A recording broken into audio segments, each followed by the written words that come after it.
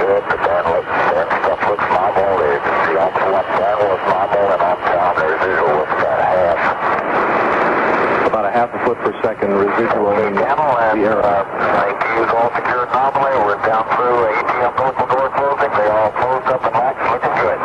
Everything going beautiful. I'll tell the truth, before Mickey and I had that set, I could not see Gibraltar. I was too darn busy, and plus there's lots of clouds up there.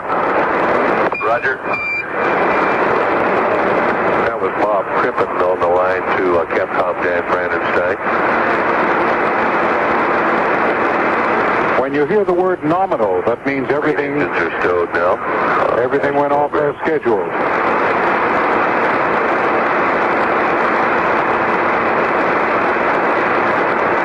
The crew of Columbia pretty busy, with not a whole lot of time to talk to the ground at this moment.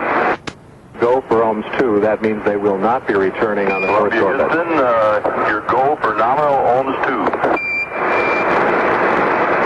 Okay, we got the targets loaded. How's it look to you? We're shot 137 feet a second, and we're in a 130 by 135, run for 131 by 130. Roger, and we see all that. It looks good to us. Okay. It's amazing how close this is to what they wanted it to be. With a new vehicle, many hundreds of untested, relatively untested systems. Absolutely perfect. At 20 minutes after 7 on a Florida morning, Columbia lifted off 20 minutes ago and is now in orbit, 57 by 132 miles high, preparing to raise its orbit so that it'll be closer to circular. They're aiming at a 150-mile circular orbit around the Earth, where they'll stay for 2.5 days. With all the readouts and computer screens here in Mission Control, the one thing that Neil Hutchinson and his team of flight controllers didn't have a chance to see a while ago was the liftoff of Columbia.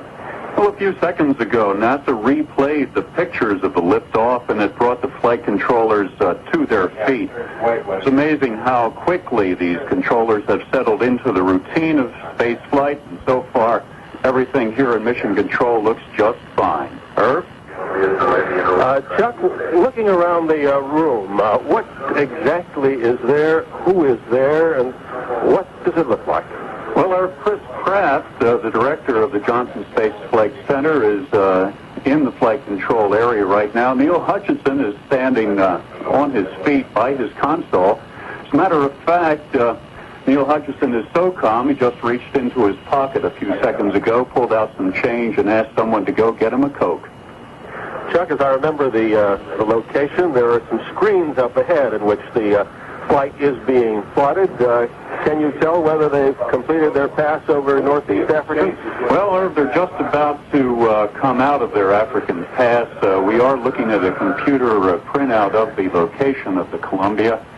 As I say, the people here are keeping a close tabs on things. Hutchinson did ask his controllers a while ago to pay attention, warning them that they do have a critical burn coming up.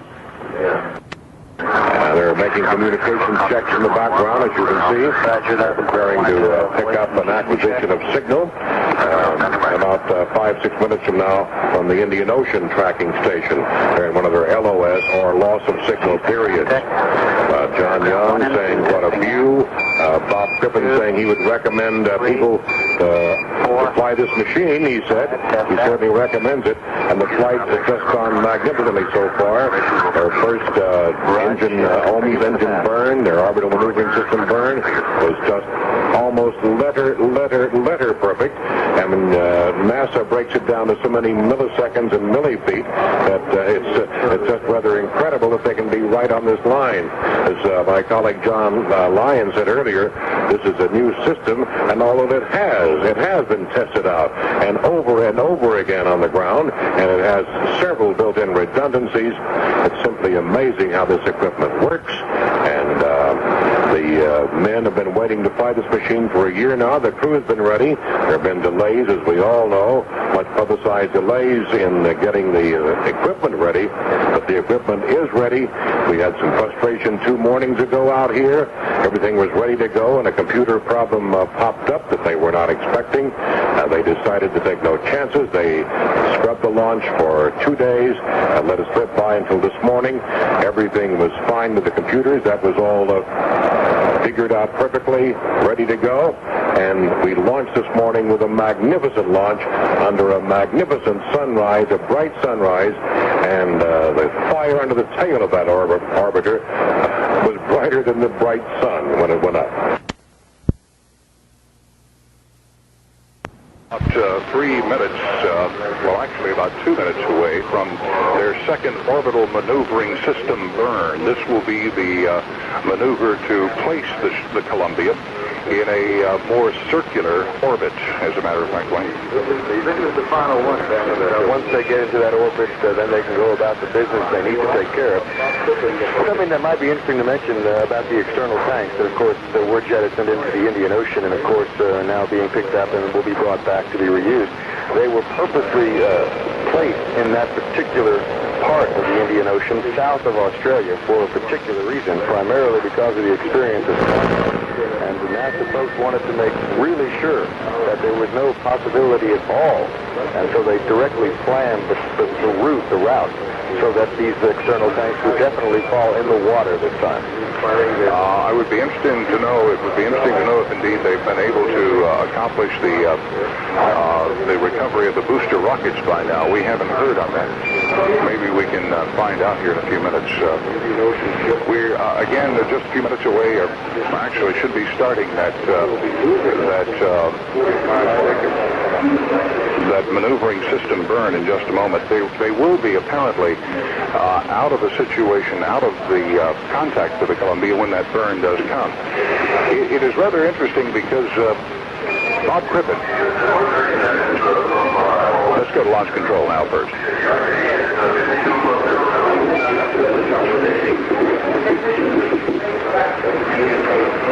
Okay. Bob Crippen apparently is like a kid with a new toy, and I guess you would expect him to be that way. He's elated, he's exuberant. In fact, just a moment ago, he described what he was seeing like this.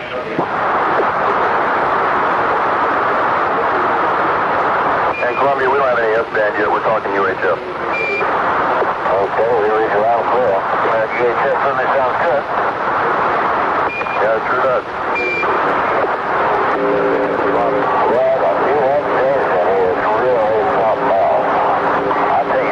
Tell me about it for 3 years, but ain't no way you can describe it.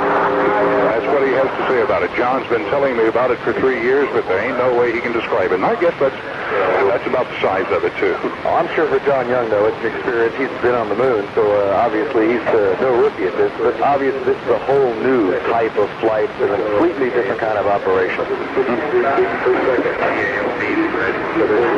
We're waiting for confirmation of that burn, but it will be approximately 8 minutes from now before we have confirmation of that burn, because they're now once again out of contact with any tracking stations. It will be about 7 minutes 50 seconds before they contact again.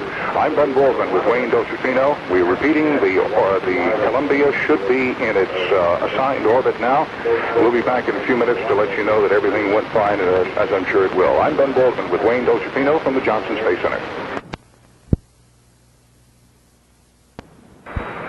And so this first of many firsts, the first orbit of the first flight of the space shuttle is well underway. The astronauts over the Indian Ocean now. They're not within view or voice of us at the moment, but just a short time ago as they approached the Indian Ocean station, we got a little house cleaning and a little conversation about what it's really like up there. Well, the view has changed in here. It's really something else. I tell you, John had been telling me about it for 3 years, but ain't no way you can describe it. It's hard to get my head in the cockpit here and do my procedures. I can imagine. We got a little particulate chunk floating around the cabin every now and then, and when we get a chance, we're going to get the vacuum cleaner and build some of that up. And that was, of course, Robert Crippen, the space rookie who's never been up there, saying to us that John Young, who's been to space 4 times, told him it was going to be like this, but he couldn't believe it, and he's having trouble stopping himself from looking out those big cockpit windows and getting back to work inside. Then Young, who has, as we say, been there many times before, informed the mission control in Houston that there's a little particulate material floating around inside the cabin, and when they get a chance, they're going to get out the vacuum cleaner and suck it all up and get things tidy again. The first orbit of the first flight successfully underway.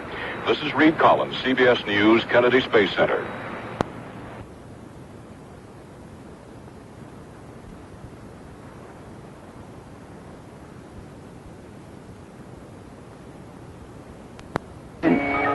Atop a giant pillar of smoke and flame, the Space Shuttle Columbia was launched on schedule exactly 1 hour ago. I'm Jacqueline Adams, reporting on the CBS Radio Network. Astronauts John Young and Robert Crippen are now orbiting the Earth. Reed Collins tells us about the launch from the Kennedy Space Center. Up and on their way, astronauts Young and Crippen are in orbit on their first trip around the Earth aboard the Space Shuttle, which has lived up to all expectations. A few moments ago, they fired their onboard rockets for the second time to give them a circular orbit of about 150 statute miles. Subsequent burns today will lift them to 173 miles. Crippen's heart pounded during liftoff. Young, who's done this 4 times before, had a beat of about 90 per minute. Crippen tells Mission Control he's having a tough time not looking out the big cockpit windows at that view of the Earth sliding beneath them. The solid rockets, which were jettisoned after 2 minutes of flight, have parachuted into the Atlantic downrange as planned. They'll be retrieved by ships and returned to land for refurbishing and reuse. And the shuttle flies on. Reed Collins, CBS News, Kennedy Space Center. 20 years ago today, Soviet cosmonaut Yuri Gagarin took to the sky in the world's very first manned space launch. More news in a moment. You guys get TV down there? We're going to have to wait till we get the Myra, but we'll be waiting for it. And it'll be 3 minutes before we get tomorrow or we get the TV. Right, you're missing one fantastic sight. Now here comes the right door, and oh boy, that is really beautiful out there. Obviously they can't We appreciate those great view updates. Roger that. Right door now open. We can see a little crash floating out of the payload bay, but nothing really all that significant. All the latches work just fine, and the door looks like she's doing her thing. Roger, Columbia, and we're just trying this one on S-band only.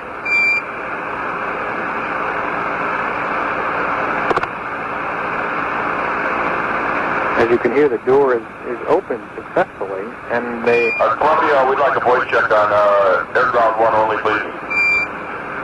And they are very happy with the way the doors are functioning, of course. Opening the doors is only half of the task here. They have to later get them closed. And you can hear as we listen. 1 hour, 33 minutes mission last time. One door is open. Standing by for the television transmission. And something, I think, if I heard correctly, something actually just lifted out of the bay area when the door opened. Small piece of debris left in there. And they're now conducting a ground check, or voice check, on a different frequency. That's why we don't hear what they're saying. If I'm not incorrect, I think they switched to another channel to do a voice check.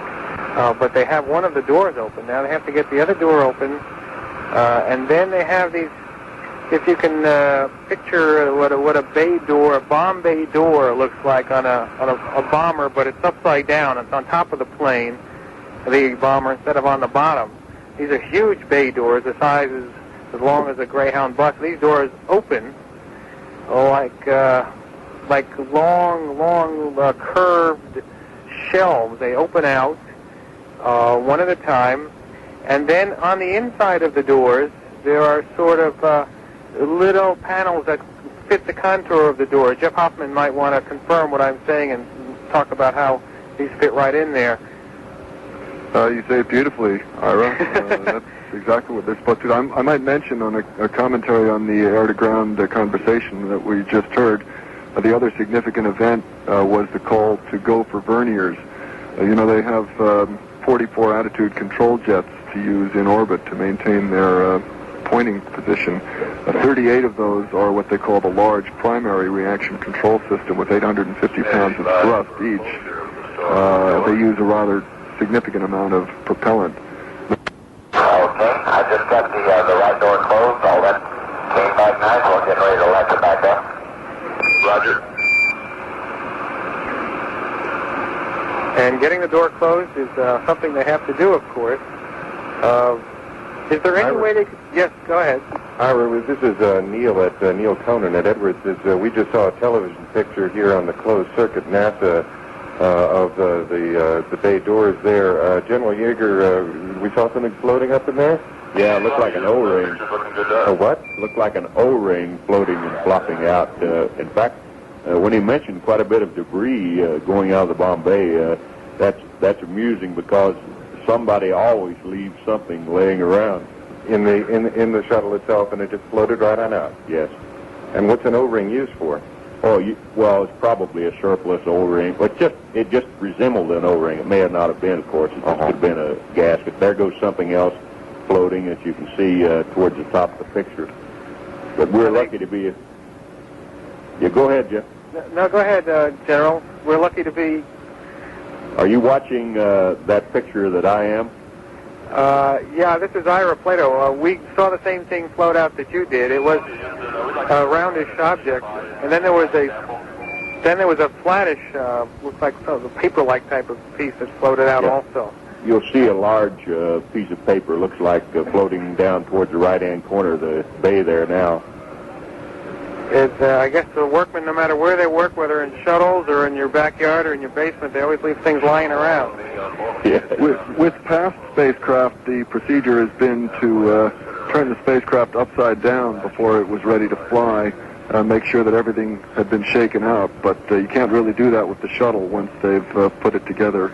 Jeff Hoffman. It's too big. Yeah. Jeff, is Chuck Yeager again. To go back to one of the comments that the newsman had at the press conference, they mentioned, I believe what they were talking about, this shaking, was at shutdown just prior to jettisoning the large fuel tank, which probably could have been gimbling of the motors after shutdown before they shut off their sensors. It seemed to me like that was the area they were talking about. That certainly sounds reasonable. Well, now that from what you're seeing and what you're hearing, that this is going the way it should. It certainly seems to be. Ira, do you have anything from the Cape? Yeah, let's listen in.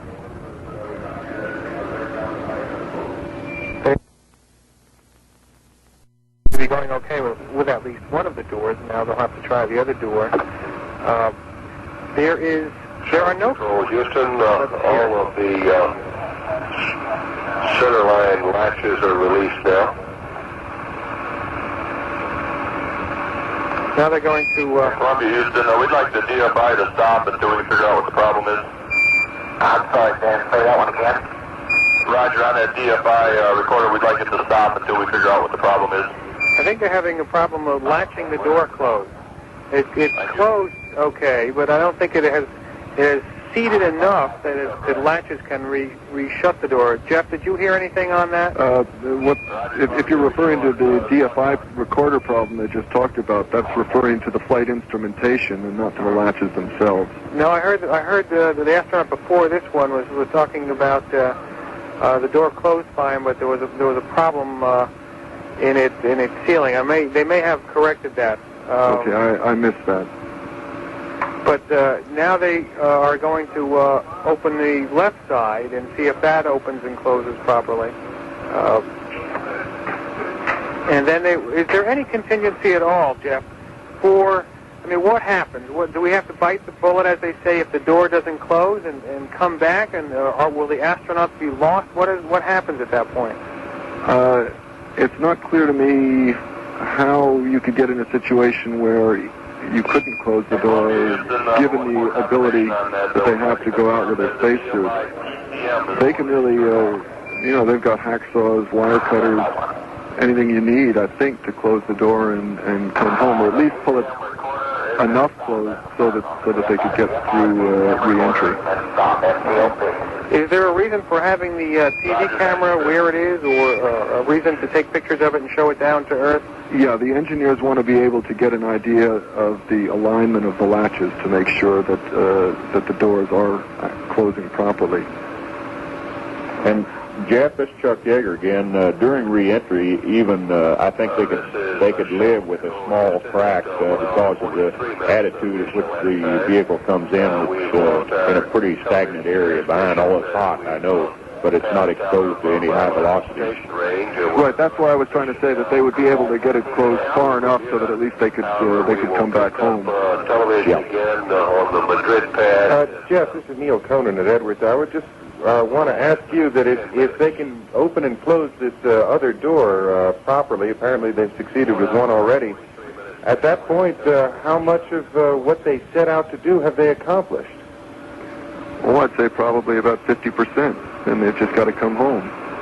Let me just jump in and say that they've now crossed over the United States, and they have lost contact with the U.S. tracking station, and they're going to pick up contact with Bermuda. So one complete revolution has happened, and things seem to be working out okay. I just thought I would let you know. So Jeff, what you were saying is that if they can open and close these doors, we're halfway home here, and they would consider that pretty much of a success. That's right. Let's see, they have Bermuda now. Maybe that we can listen to them, see what they're doing. Main C, circuit breaker on row G. Okay, hit the pull. Thank you. Do you have an idea what the problem was? Okay, Columbia, that stopped it for us. Thank you. The circuit breaker they were recycling there.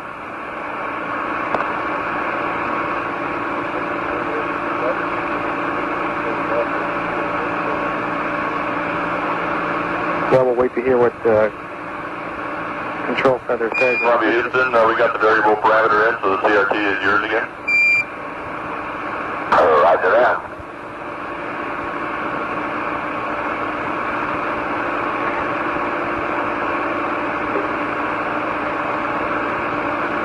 Well, they're taking care of some housekeeping work, trying to make sure that everything is working fine on the shuttle.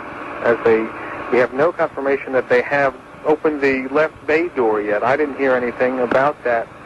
I think something may have distracted them for a moment here, some sort of minor problem, and they're working on that first. I would speculate, and gentlemen, if you've heard differently, I speculate it has something to do with a computer system on there. I'm not sure which one it is. 46 minutes mission elapsed time, less than a minute away now from loss of signal through Bermuda. Columbia, Houston, we're about 30 seconds from LOS, so we'll see you at Madrid in an hour and 53 minutes. But that TFI that you're talking about, Jeff, that has nothing to do necessarily with the doors themselves. It has to do with something else? No, well, what that stands for is Developmental Flight Instrumentation, and what this is, it's a very complex, it's about 10,000 pounds worth of electronics, which is just being flown in the orbital flight tests. It won't be flown when the shuttle goes operational. And this has the ability to make very detailed measurements on all the shuttle systems, such as the payload bay doors, and of course the engines, and all the other things which the engineers would like to get the details on during the flight test. To interrupt now, because we have retained contact with the Roger. We're going to listen to Shuttle Control, Houston, we show both payload bay doors open. Okay, what camera are y'all looking at right now? Do you know? They're sending TV pictures. Roger, we're looking at the forward camera. Okay, we want to show y'all on here. We do have a tile missing off of both of them. Off of the starboard pod, there's got basically what appears to be 3 tile and some smaller pieces. And off the port pod, looks like I see 1 full square and looks like a few little triangular shapes that are missing. And we're trying to put that on TV right now. Roger, Griff, we can see that good. We now hear that there are tiles missing off the shuttle. First word, tiles we can see on the picture there are at least 3 or 4 on each side of the top part, right? Columbia, Houston, we have a state vector coming your way. Yes, sir. Right where the bay doors meet the shuttle, the edges of them. I guess if a tile had to come off the shuttle, that's the best place for it to come off of, on the top of the shuttle, where the greatest heat from re-entry will not occur. Okay, the red lights is coming with. Roger.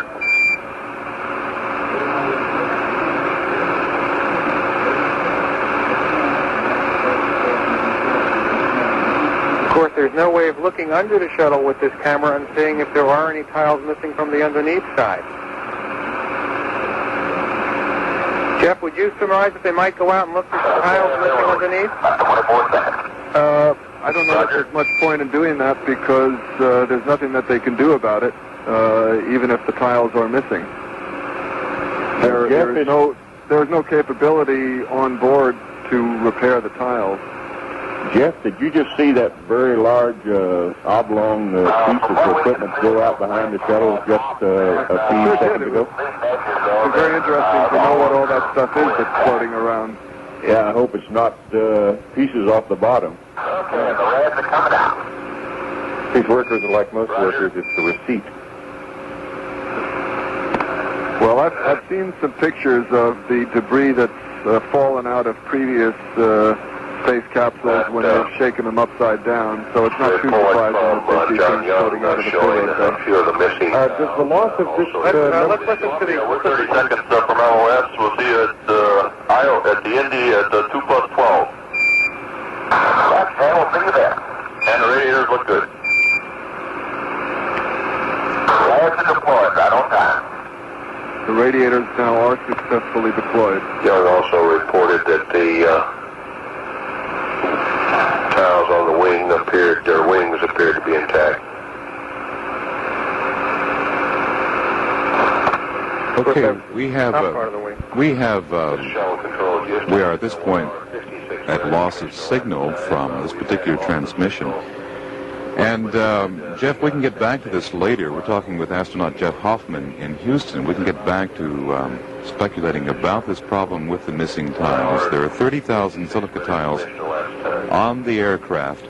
And, well, now we're going back to mission control to see if there is any more information on this last transmission. CBS News, astronauts John Young and Robert Crippen are in orbit. The maiden flight of the U.S. Space Shuttle Columbia is 2 hours old. Good morning. I'm Rob Armstrong, reporting on the CBS Radio Network. It was a spectacular on-time launch from the Kennedy Space Center in Florida, the dawn of a new age in American space flight. The latest now from CBS News correspondent Reed Collins at Kennedy Space Center. And astronauts John Young and Robert Crippen are in the second orbit of Earth, their second revolution, where just a few moments ago, they successfully opened, closed, and then reopened the big bay doors, the 60-foot-long bay doors, which are essential to a lengthy mission because they will enable the spacecraft to exude heat that builds up inside the cabin. When they did this, they also turned on their television and they looked aft, back toward the tail section of the orbiter, back where 2 large bulges appear to them as they view it from the cabin. These bulges contain the ohms or... Control got a good look at some missing tiles. They're on the pods that are on the top of the spacecraft, not on the more critical underside of it, which can't be seen by television. And one mission control expert says that these missing tiles are not essential to the safe re-entry of the spacecraft. Repeating, he says these are not essential to a safe return. The presumption being that the other tiles on the underside, which bear the brunt of the heat of re-entry, cannot be seen, but the assumption being that they are not missing, as are some. That's the situation in the second revolution of the Columbia. This is Reed Collins, CBS News, Kennedy Space Center. CBS News continues after this message. According to Dave Barrett, are on the OMS, the Orbital Maneuvering System pods, right, Dave? Yes, they are. They are the ones that are not the critical ones that you notice, the dark black ones, the reinforced carbon ones that can withstand the higher temperatures. These are the low-temperature reusable surface insulation. That's what they call it, and they can withstand 700 to 1,200 degrees Fahrenheit. They are on the back of the pods, the orbital maneuvering system. The two pods you might have seen if you did catch it on television that are to the left and the right of the upper fin on the back. Looks like the back of a regular commercial spacecraft. And these tiles cover 70% of the orbiter, and there's about 7,000 of them. We noticed a few of them missing there, but they say at this point it's not critical, Lane. Not at all. A few moments ago, Serge Timoshev from our staff talked to Tony Longo, who is with Rockwell International. They were deeply involved in the space shuttle, and we talked about this tile situation. Well, most of the systems in the shuttle are triple and quadruple redundant. And say even if you should have a problem where a tile came off and you had a hole through the fuselage, it may be in an empty area. It might be a system that's triple redundant, so if you lost that particular system, there wouldn't be an impact on the mission. On entry, is the time most of really the reason for the tile. And again, you get to a point, it's a very hard question to answer because you have to say where, how many, and at what phase of the mission. The tiles that were viewed by the camera on the shuttle, how critical are they? They would appear to be in a lower heat area where they wouldn't be that critical because there's underneath the tile, there's a layer of bonding and a Nomex felt pad. The Nomex felt pads can take temperatures up to 750 degrees. In fact, one flight engineer for NASA said the worst that could happen would be that some of the metal skin under the tiles, were at the point where the tiles were lost, might have to be replaced on landing, and that's about the size of it. They really don't know if they have lost any tiles, heat-soaking tiles, those black tiles, because there's no way they can know that. They can't see there, and they don't really have any cameras in that particular location. We're now about 30 seconds away from acquisition of signal of Columbia. We might stay here with it for a while to make sure everything's going fine, Wayne. One of the differences between the shuttle and all other space flights is before on re-entry, you would see the charring away of the craft when they came in. This is completely new, this idea of the tile. And when this thing does re-enter, we're going to see one side of it on the bottom totally red hot. The other side would be cold enough to touch. We are now on her mission control revolution around the Earth.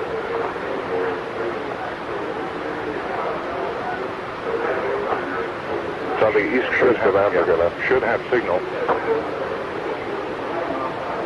Hello, Columbia, talking to you through Indy. We have you for 3 minutes. Hey, read your last clear? Okay, Dan, well, I initiated the maneuver to this it's just about almost 5 minutes early, because I stay ahead of the game. And we're on the red now, and we're good here. Roger, Columbia, and I'd like to pass up that dry news are looking good, so the constraints of the PDT are valid, and we do have 3 flight notes we'd like to pass up when you have some time.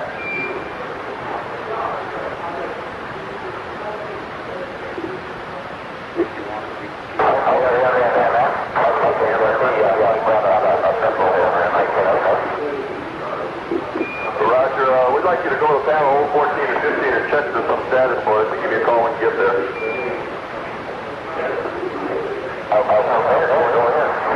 Okay, we had some bites on the DSC OI 1 and 4. We'd like to verify that on panel 014, row Bravo, circuit breaker main A, OI signal conditioner OF 1 and 4 alpha is in.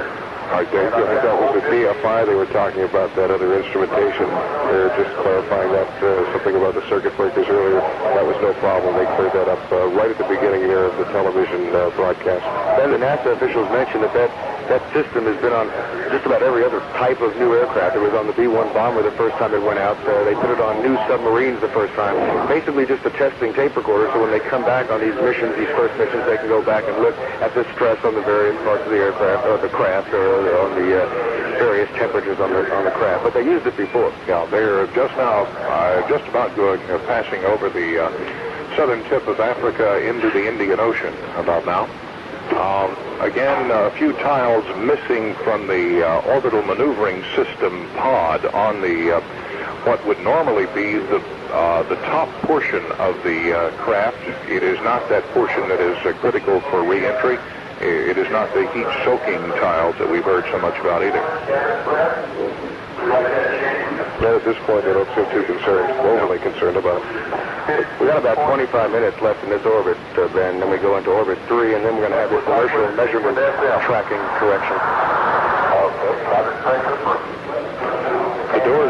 The doors are open. They will stay open now until about 4 hours, I think. 4 more. They are for the old tank pressure. And we just got taking care of housekeeping duties, giving down information, passing along information to Houston, technical data. The doors are open, as I said. They will remain open until about 4 hours before landing. That's right. As we said, they do have a couple of things to do once they get into this next orbit. As we said, they need to get themselves realigned in terms of where they are in space with their star trackers. Then they're going to purge the fuel cells, and then, of course, they're going to get rid of these ejection suits that they've been wearing for the last few hours. The suits, right. This is the continuing coverage of the flight of the Columbia on KTRH. I'm Ben Baldwin with Wayne Dolcefino and Dave Barrett. We will continue throughout the day. Back shortly. You stand by.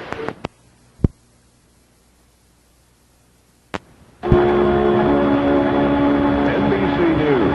I'm Steve Porter. The spaceship Columbia is going through its paces in space after one of the most spectacular launches ever from the Cape. It wasn't that it was loud and bright and smoky and fast. It was also that it went straight up, as if it wasn't going to hang around and brag about its power. It was just going to boom out of here and get up where it could go to work. And that's what's happening now. Jay Barbary? At this moment, Steve, the Columbia is just south of Hawaii, headed for the west coast of the mainland, en route to its third of 36 trips around Earth. The astronauts are currently taking care of housekeeping chores, purging their power-producing fuel cells, and keeping the inertial platform aligned so the rocket plane and the computers know precisely where they are. In general, things are going well, and coming up in 30 minutes, Mission Control will give the go-ahead to continue the flight for at least 6 orbits. In a little more than 3 hours, the astronauts will fire the Columbia's maneuvering rockets again and shift into a 150 by 172-mile orbit. 45 seconds, they will round out their path around Earth at 172 miles. There they will stay for the next 2 days. And later, about 2 hours from now, in fact, John Young and Bob Crippen will be taking a break, having a meal, and they'll resume activities until 8 tonight Eastern Time, when they'll turn in for their first night's sleep in space. This is Steve Porter with Jay Barbary at Cape Canaveral. Frank Gorin will have more news in a minute. Now 3 hours and 20 minutes into the flight that it's hoped will last a full 50.7 hours. Not long after reaching a circular orbit 150 miles above the Earth, the work aboard the shuttle began in earnest. Alan Walden is at Mission Control in Houston. Alan, do the astronauts seem satisfied with the way things are going? Steve, the only thing I can tell you is that during this last pass over the United States, where the signal acquisition lasted about 17 minutes before the spacecraft continued its third orbit over the Atlantic, I heard John Young coming back from the space capsule in beautifully clear communications saying this thing is behaving just outstanding. Now, you could argue with the grammar, but you can't argue with the sentiment. They've had a marvelous time with the ship so far. But they've got a few tiles that get knocked loose. Now, they've doped that out pretty well. They figure that 3 things happened all at one time. Those tiles are located on the pods near the tail, the engine pods near the tail of the spacecraft. They were subjected to acoustical stress because of the incredible noise when the liftoff took place, as well as structural stress because of the vibration, as well as heat stress as the spacecraft left the pad. So they've lost 6 or 7 tiles, but they don't seem to be overly concerned right now because they're not in supercritical areas. And that's a fairly passive area as far as the rest of the flight and re-entry and landing are concerned. It's interesting to note that experience showed on the launch. Rookie astronaut Bob Crippen's heart rate was 130 beats a minute. Young, who's been in space 4 times, including a trip to the moon, had a rate of only 85. They'll have 2 meals before bedding down for the night about 7.5 hours from now. This has been a Space Shuttle update. I'm Steve Porter at Cape Canaveral. CBS News.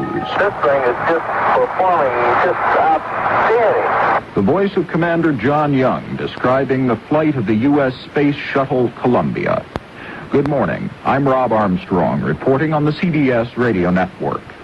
It was 7 o'clock this morning Eastern Time when Columbia blasted off the launch pad at the Kennedy Space Center. Astronauts John Young and Robert Crippen so disappointed when the mission was scrubbed Friday, piloting the spaceship into orbit. Reed Collins is covering the story from the Kennedy Space Center in Florida. 4 hours into the mission, Young and Crippen have climbed out of their launch spacesuits into the more comfortable coveralls, and they're looking forward to their first meal of the flight. They have been given a go to continue the flight for what Mission Control hopes will be the full 56 hours. The orbiter lost some tiles on the aft section during liftoff, but these are not critical to Tuesday's re-entry. Air Force tracking cameras will be used to photograph the more critical underside of the orbiter to see if all the tiles are in place there. Young and Crippen have had high praise for the performance of Columbia thus far in the flight, and Crippen says he's having a hard time just keeping his eyes from straying to those wondrous sights outside the cockpit window on this, his first space flight. Reed Collins, CBS News, Kennedy Space Center. If all goes according to plan, the Columbia will touch down in the Mojave Desert at California's Edwards Air Force Base around midday Tuesday. CBS News continues after this message.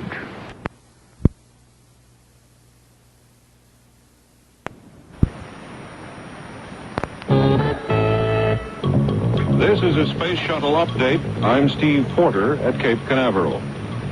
It's 4 hours and 20 minutes into the historic flight of the Columbia, a mission referred to in the manuals as STS-1. That's like describing a vacation in Hawaii with your flight number. But that's what this mission is made of. Numbers. The computer language. A language of numbers. The language we use to talk to our computers. And seeing the success of the shuttle so far, we wonder who taught whom the language. The numbers have to be right. If they're even a few milliseconds off, the whole project stays glued to the pad. If they're right, fire belches under the tail, and STS number 1 leaps into the sky, accelerating and tracking according to precise numbers. Men on the ground marvel at the piercing white-pink plume, the crackling roar, the tremendous cloud of smoke. But on board, it's only numbers, adding up to more numbers that make a sum. Maybe a total success, we hope. A couple of hours from now, the OMS rockets will be fired for a third time, putting the shuttle into another but higher elliptical orbit, and then a last firing, making the orbit circular at 170 miles above the Earth. Already, the crew has been given a go-ahead for the whole 54.5-hour flight. Down here on Earth, flight official Charles Lewis is ecstatic. There were so many mixed emotions. I had difficulty seeing the screen at times. Joy, relief, pride, just a number of mixed emotions. I was really choked up at times. And the man who made Close Encounters of the Third Kind, movie producer Steven Spielberg, watched and wondered. It sort of puts everything that we do in movies in quick diminishing perspective.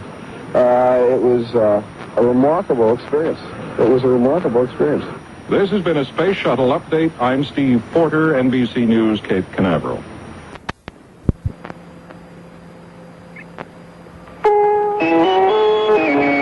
CBS News. You go in the hand of God and draw on the courage of life.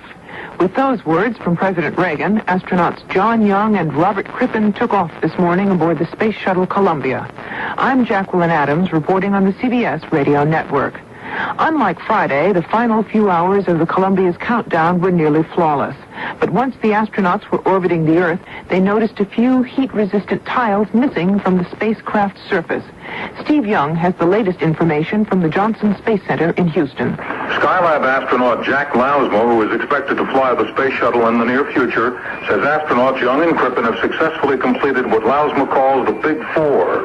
They have aligned the gear, which tells them where they are in space, adjusted their computers to do calculations in orbit, opened the payload doors so shuttle can radiate excess heat, and cleared the fuel cells which provide electrical power. Those things are all required within the first 3 hours in order to get a go to stay for orbit. Otherwise, they would have had to have come down on Revolution 5. So now they can stay. They're comfortable. They're happy with that. They're proceeding about their flight plan, and they're probably right now in the process of getting their suits, their space suits off, and or their launch suits off, and getting into their more comfortable coveralls, rounding up a snack.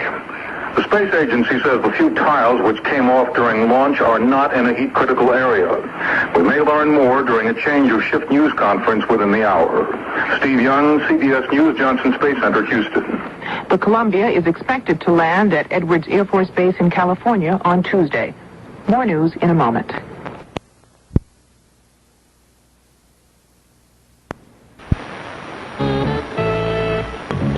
This is a shuttle update. I'm Alan Walden at the Johnson Space Center in Houston. A little less than an hour from now, there will occur an event called OMS 3. OMS is an acronym for Orbital Maneuvering System, and OMS 3 means that Columbia's maneuvering rockets will be fired for the third time in order to raise the apogee, or high point, of the shuttle's orbit to 173 miles above the Earth. It's an automatic function to be performed by Columbia's onboard computers, which, despite Friday's problems, performed flawlessly when the chips were down this morning. A short time later, as the shuttle passed over the Madrid tracking station, the cargo bay doors were scheduled to be opened to expose their Freon panels to the void of space. Hello, Columbia. We're talking to you through Madrid. Have you for about 3.5 minutes, and the picture looks great. Roger that. And we do have a couple of pads, and also let you know that your goal is 48. Okay, thank you. We appreciate that. And hunky-dory. We're now ready to proceed with red deployment. In other words, everything worked as it should. It was at that time, however, the astronauts discovered they'd lost something along the way. About a half dozen heat-resistant tiles from the port and starboard engine pods.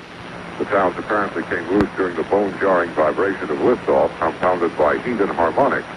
But no one seems particularly concerned about the tiles, since they were located in what will be passive areas during recovery, areas exposed to relatively little stress. Astronauts Young and Crippen have been tinkering with a faulty onboard computer, but that too is of little real concern. So at this point, it looks as though the maiden voyage of Columbia will continue for its scheduled duration of 55 hours, with touchdown scheduled for Tuesday afternoon Eastern Time at Edwards Air Force Base in California. T plus 5 hours and 22 minutes, and all systems are go. Alan Walden, NBC News.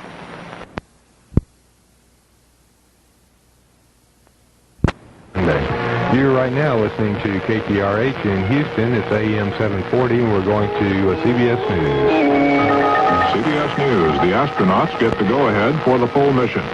I'm Paul Lockwood reporting on the CBS Radio Network. John Young and Robert Crippen got the green light for mission control in Houston about 3 hours into the maiden flight of the space shuttle. The just about perfect launch took place right on schedule this morning at Cape Canaveral. There's a briefing going on now in Houston, and with the report, here's correspondent Steve Young. At the first change of shift news briefing, the flight director of the Silver team that launched shuttle told reporters 5 times as many tiles may have come off the upper surface of the shuttle than was first believed. First estimates were that 3 tiles had been shaken loose in a non-heat critical area.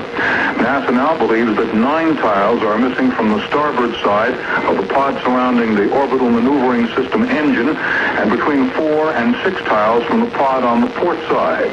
Hutchinson said, "We're not worried about other tiles being loose or missing from other critical areas, such as the bottom of the orbiter, which takes the brunt of heat on return to Earth." He said the space agency has no reason to believe tiles came off anywhere else, but also has no confirmation that all the others are still in place. Ground tracking cameras in Hawaii and Florida are capable of viewing tiles on the spacecraft, even though it's traveling at more than 17,000 miles an hour at a distance of more than 150 miles from the cameras. They'll be used to check the critical undersurface. But Hutchinson pointed out that TV pictures from the shuttle already have shown tiles are properly glued in place on the critical leading edge of the tail. He called Columbia a super vehicle and described his present mood as ecstatic. Steve Young, CBS News, Johnson Space Center, Houston. More news after this.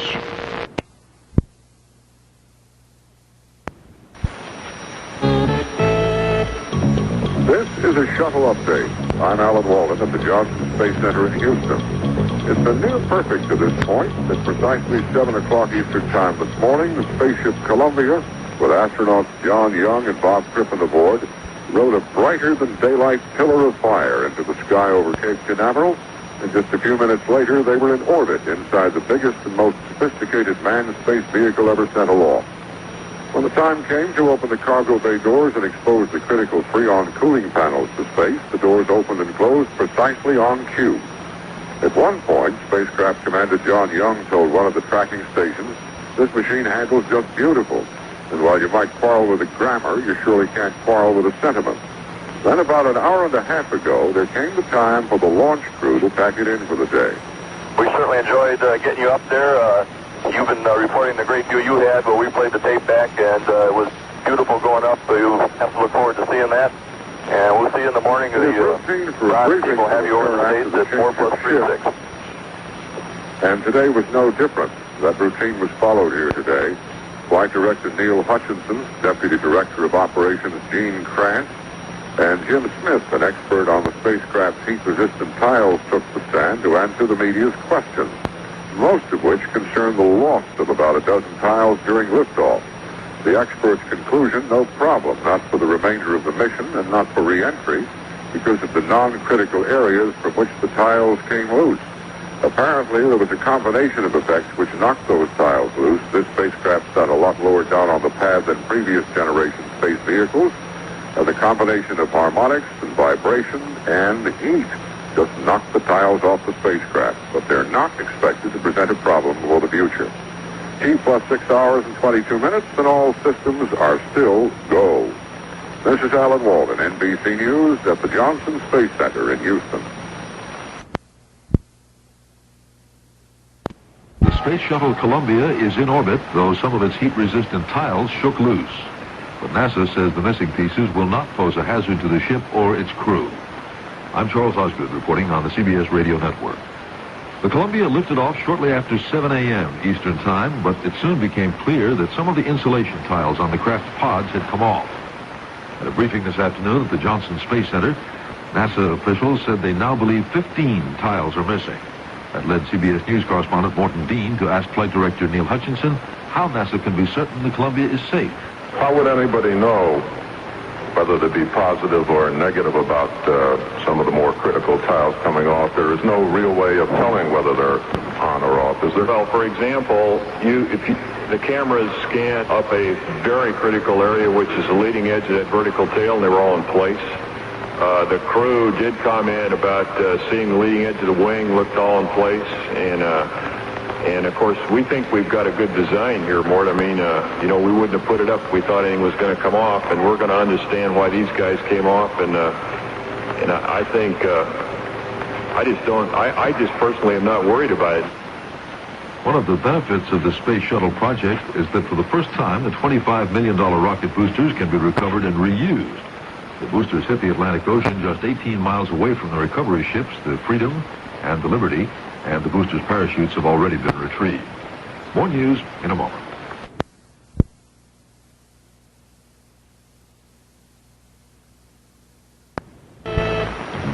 This is a shuttle update.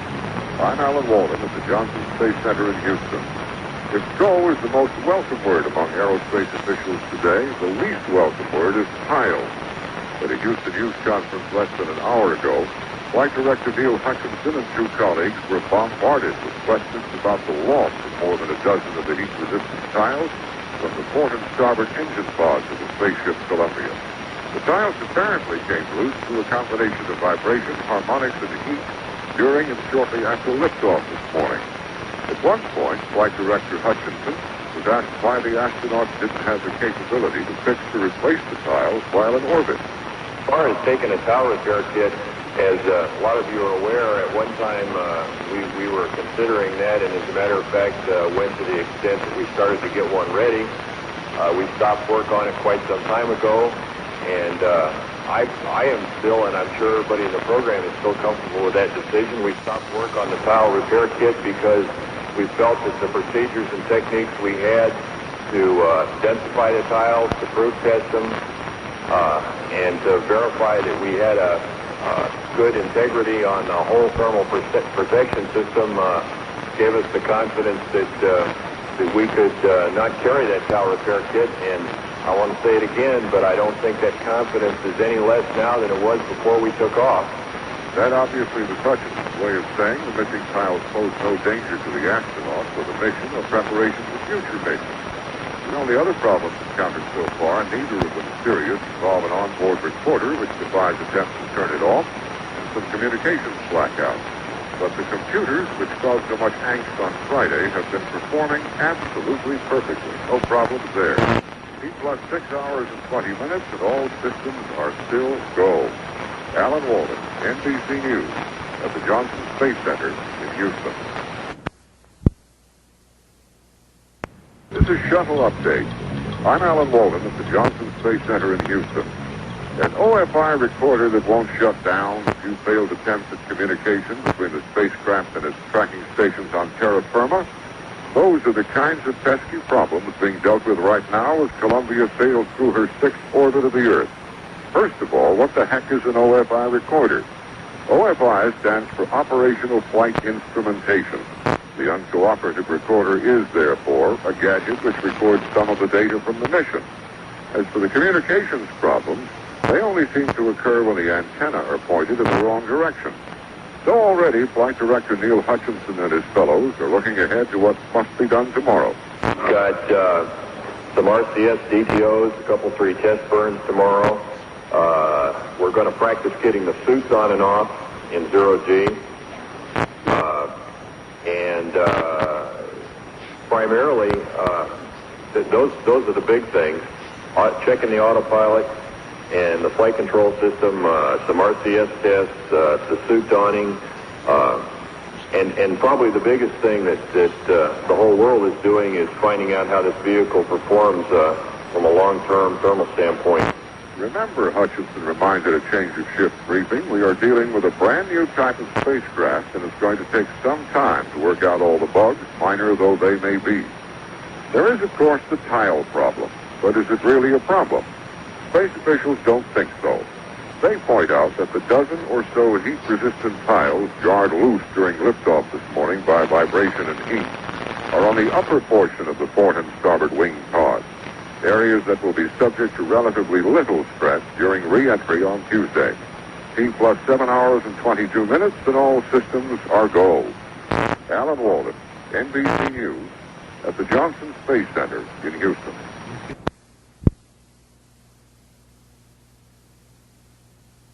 CBS News. The man who held the World Heavyweight Boxing Championship longer than anyone in history, Joe Louis, is dead at the age of 66. I'm Paul Lockwood reporting on the CBS Radio Network.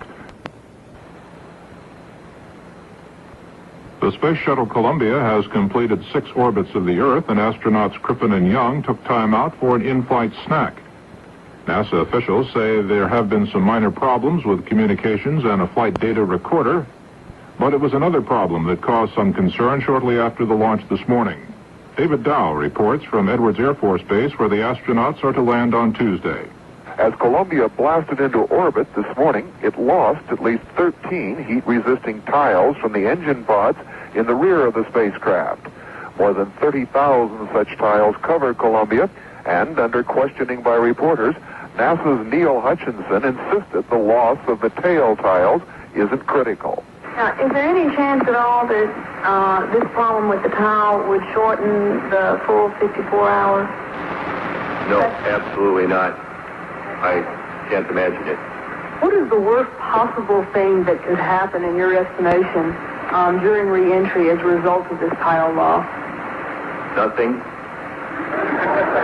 Despite those confident answers, NASA technicians continue studying watch film and other data to ensure that no other tiles are missing. David Dahl, CBS News, Edwards Air Force Base, California. President Reagan was up early to watch the shuttle take off. He called the liftoff a spectacular sight. Mr. Reagan's doctor says he looks great and is in great shape.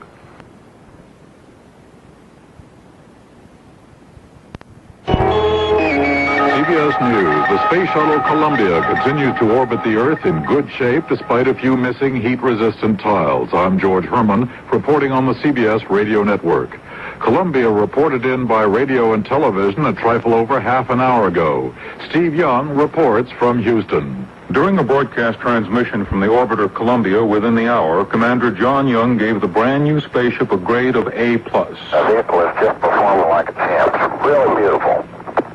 And it's delightful up there in zero gravity, my dad. Of course, we owe this to a lot of people. Space rookie Bob Crippen singled out two workers, John Bjornstad and Forrest Cole, who died during an accident during a ground test of the shuttle about 2 weeks ago. They believed in the space program. It meant a lot to them. I'm sure they'd be thrilled to see where we have the vehicle now. I had it off to those guys. The crew indicates that one of the sensors near the shuttle's tail, where some tiles are missing, shows the temperature is running higher than normal, but that's believed to be a false temperature reading and not the symptom of a problem. Steve Young, CBS News, Johnson Space Center, Houston. President Reagan watched the takeoff of the space shuttle early this morning, called it spectacular. The White House physician says the president looks pretty good himself. Vice President Bush talked to reporters about the president's return to work. We'll have a report when the news returns.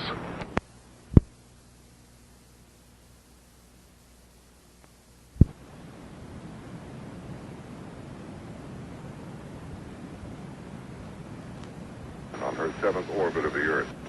And though it may sound redundant, the flight continues to go very well indeed.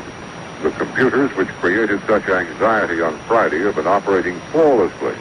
The dozen or so heat-resistant tiles shaken loose during this morning's awesome liftoff don't seem to be a cause for much concern because they were located over non-critical areas of the shuttle's engine pods. There have been some communications difficulties, but not enough to affect the mission. And the failure of a data recorder to shut down on command proved little more than a nuisance. As for how the astronauts, John Young and Robert Crippen, are adjusting to their adventure, Flight Director Neil Hutchinson says, I think they're just really enjoying it. I think they, like we are extremely pleased with the vehicle performance. I guess John Young is a pretty sedate person, and a couple of times today after we got in the air, you heard him make a comment about what a super spaceship he had underneath him, and I think that goes without saying from all of us. So I think they're enjoying the fact that they're not putting into work all those things we practiced in simulations. In fact, Young and Crippen are having rather an easy time of it as they approach the end of their first very long day aboard this new generation of spacecraft. Part airplane, part rocket ship, part glider, Columbia already has proved her worth to the space program. And this is only the first of literally scores of shuttle flights already planned. T plus 10 hours and 22 minutes, and all systems are go. Alan Walden, NBC News, at the Johnson Space Center in Houston.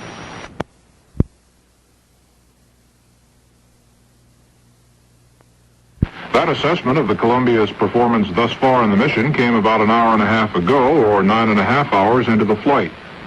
On the ground, the feeling is just about the same. At Mission Control in Houston, Flight Director Neil Hutchinson called the shuttle a super vehicle, a super piece of machinery up there, as he put it. As for the dozen or so tiles that are missing from the Columbia's tail section, Hutchinson said, "I don't think that's going to bother us. We're not worried about any other tiles working loose." More news after this.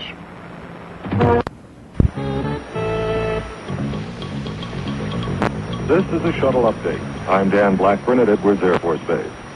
The liftoff of the Columbia from Cape Canaveral this morning was perhaps the most spectacular yet in the American space program. And from that point forward, almost everything has gone equally well. One important test was the opening of the cargo bay doors, a step needed to ensure proper cooling of the spacecraft during this flight. The doors opened smoothly. To this point, the flight is living up to all of its pre-launching hopes. Among them, hopes voiced by Commander John Young in an interview with NBC News prior to this flight. Well, I hope that we'll be able to show with the space shuttle operating routinely with that great big cargo bay that we can put big payloads up there economically in order to help the defense of the country and to advance science and technology in this country, which I believe is very important to us. It has been a little over 11 hours since the Columbia rocketed into space, and in a little while, actually about an hour and a half from now, astronauts Young and Crippen will begin their first sleep period of this flight, a sleep period of slightly under 8 hours. First, however, there will be some aligning of the inertial measurement unit, which provides the important data for keeping the shuttle on course. Meanwhile, here at the prime landing site, officials say they're ready for any contingency. The landing crew has been in position since an hour before the launch. At this stage, no landing can occur here until tomorrow morning due to the simple logistics of the Columbia's orbit and the fact that any landing must occur no later than 15 minutes before sundown. The only item of concern is the status of the special tiles which will prevent intense heat from seeping through the skin of the shuttle on re-entry. About a dozen tiles have been lost in the rear of the Columbia, but experts...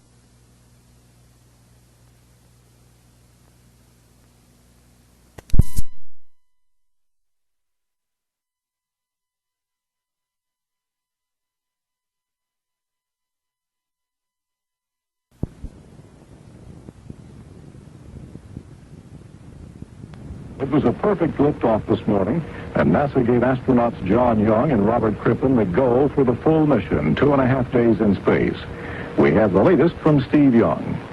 The crew of the shuttle Columbia was told within the hour that Mission Control has considered the problem of the 13 to 15 heat protective tiles that came off during launch on what is considered a non-critical surface of the spacecraft.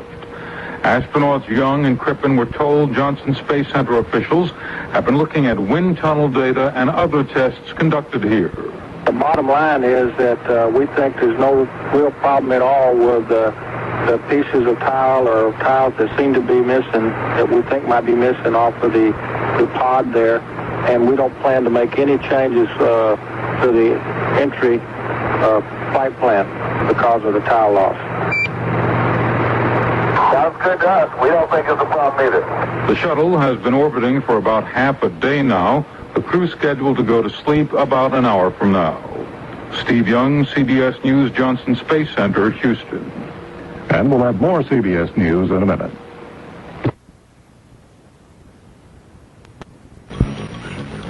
This is a shuttle update. I'm Dan Blackburn at Edwards Air Force Base.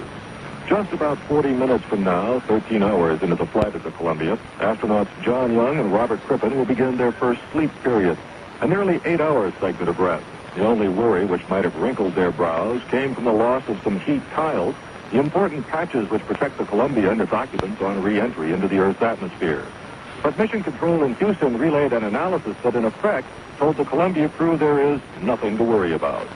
Because these are the thin compound curved non-critical diced tiles,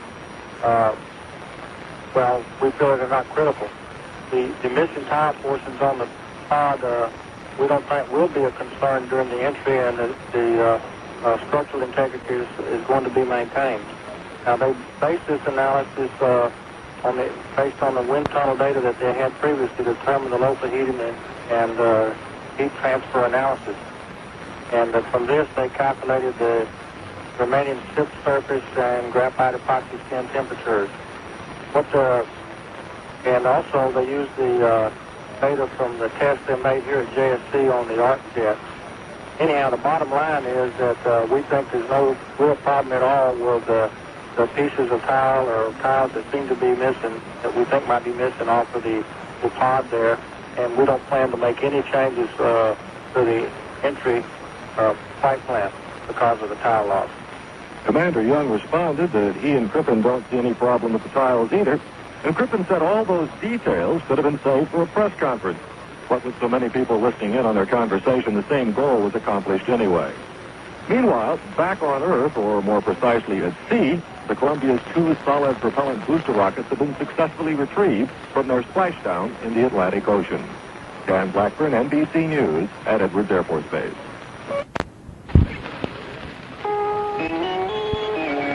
CBS News. The crew aboard the Space Shuttle Columbia began a scheduled 8-hour sleep period an hour ago. Liftoff this morning was described as a spectacular beginning of America's attempt to make space a working place. This is John Bohannon reporting on the CBS Radio Network. The launch was perfect, and the first crucial test came later in orbit when the cargo bay doors opened by remote control. Some of the heat-resistant tiles came off during the launch, but NASA says the missing tiles are not from a critical area and represent no hazard to the crew or to the spaceship. With some of the critical steps behind them, NASA gave John Young and Robert Crippen the okay to go to sleep. Astronaut Jack Lausner was asked about the importance of the rest period for the Columbia crew. It's real important, although they might have a hard time getting to sleep tonight.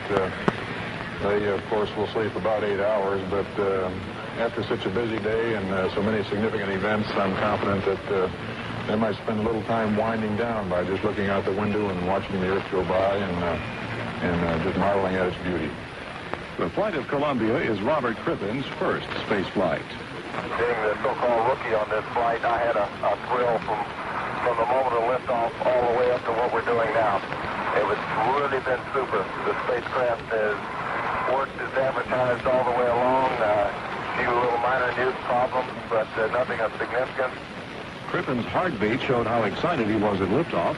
It went from a normal 58 beats a minute up to 130. This was John Young's 5th mission into space, and at liftoff, his rate was only 85 from his normal of 55. But NASA says both men were excited 10 minutes into the flight. At the crucial point of main engine cutoff, both had heart rates then of 110. Columbia has the go-ahead for the full mission, 36 orbits of Earth. The touchdown of the first runway landing of the space age is set for 1:30 p.m. Eastern Time, Tuesday at Edwards Air Force Base, California. More CBS News in a minute. If you're thinking...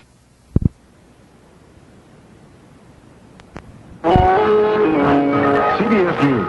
Astronauts John Young and Robert Crippen have gone to sleep aboard the Space Shuttle Columbia following their spectacular blast-off this morning and letter-perfect entry into orbit.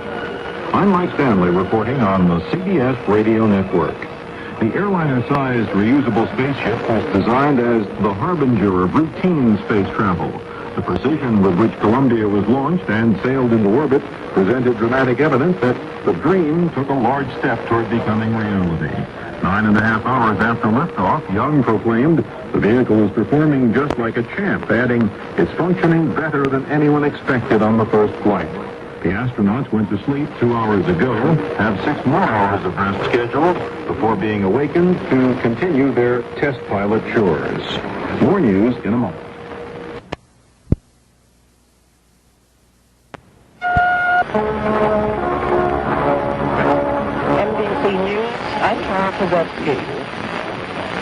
After the most eventful day of their lives, astronauts John Young and Robert Crippen are now sleeping aboard their Columbia space shuttle.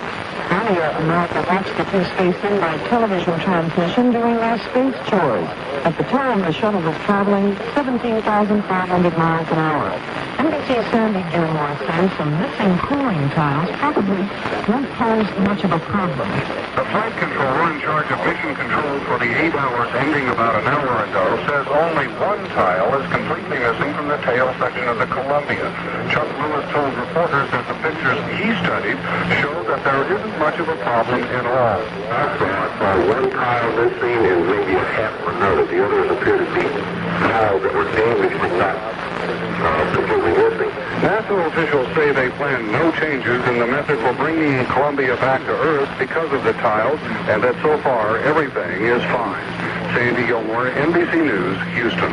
More news in a minute.